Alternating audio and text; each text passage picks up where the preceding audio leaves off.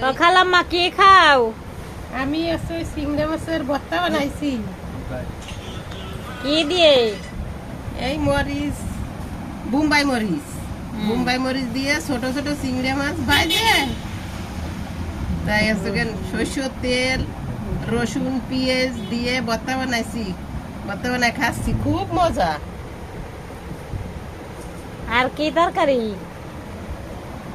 আর ডিম আর আলু গুনা, ডিম ভাজি, মাছের ভর্তা, লেবু দিয়ে খাচ্ছি। কিরকম লাগতেছে? খুবই মজা, খাইয়ে দেখো বানাই না দিয়ে আমার জায়গায় এসে লাইভ করে খেয়ে যাও। বন্ধুরা ফারিস চালি